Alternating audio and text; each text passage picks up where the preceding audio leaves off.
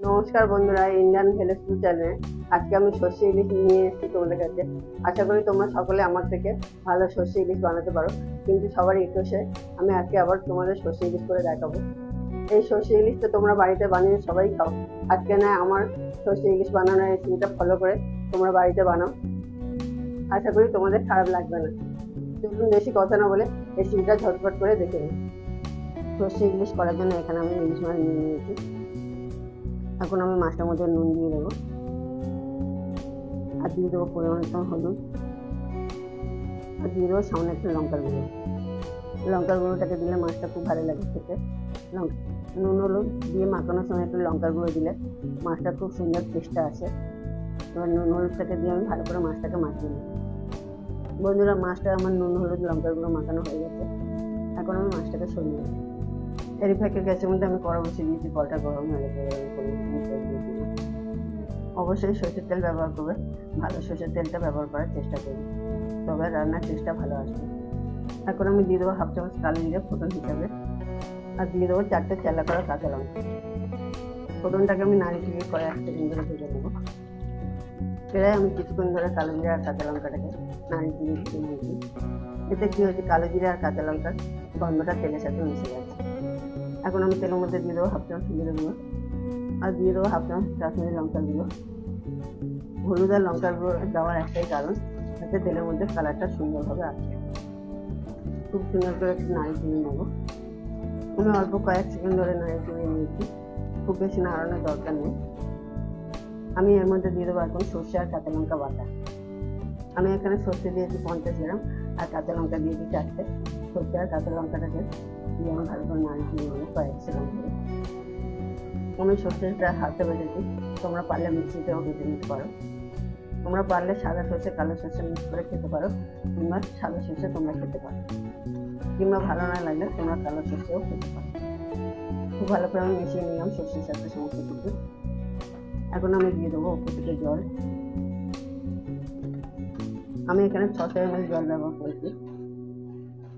জলটাকে দিয়ে ভালো করে নাড়িয়ে চিনি নিলাম, আর এখন জলটাকে ফুটতে এখন টাইম দেবো 2 থেকে 3 মিনিট। প্রায় 2-3 মিনিট পরে আমার ঝোলটা ভালো করে ফুটে গেছে। ঝোলটা এখন আমি একটু নাড়িয়ে চিনি দেবো। অনেক বন্ধুরা আছে সর্ষের যে খাপটা আছে সেটাকে ফেলে দাও।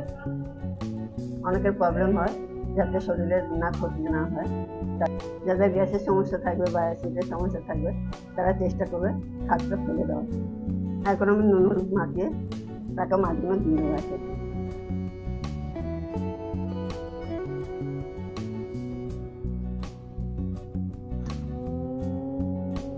মাছটাকে দিয়ে আমি হালকা করে নাড়িয়ে দেবো, খুব বেশি নাড়াচাড়া করলে হবে না।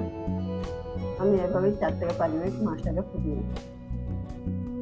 4-5 মিনিট পরে ফুটে উঠেছে, এখন আমি একটু নাড়িয়ে দিয়ে দেবো। খুব ভালো করে আমি নাড়িয়ে দিয়ে দিলাম। এখন আমি দিয়ে দেবো পরিমাণ মতো নুন। নুনটাকে দিয়ে আবারও নাড়িয়ে দিয়ে দেবো, যাতে নুনটা সমস্ত দিকে সব জায়গায় মিশে যায়।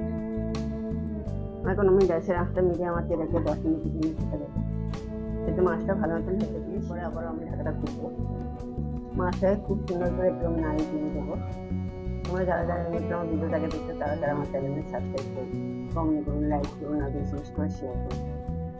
মাছটাকে আরও 2 মিনিট ধরে আমি এভাবেই ফুটিয়ে নেবো। এতে কি হবে, ঝোলটা অনেকটা আছে কমে যাবে, আর খেতে ভালোও লাগবে।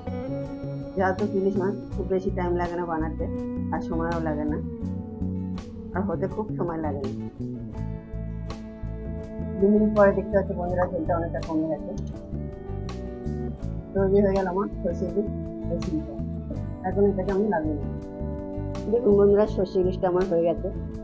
মনে হচ্ছে সর্ষে ইলিশের তেল ঝাল। এই ইলিশ মাছের ভাবাটা দিয়ে তোমরা গরম গরম ভাত বা পলোয়া বা ফ্রাইড রাইস তোমরা সব কিছুর সাথেই খেতে পারো। দেখতে হচ্ছে বন্ধুরা, লাল লাল ঝাল ঝাল দেখাচ্ছে, পুরো একদম ঝরে ঝরে পড়বে।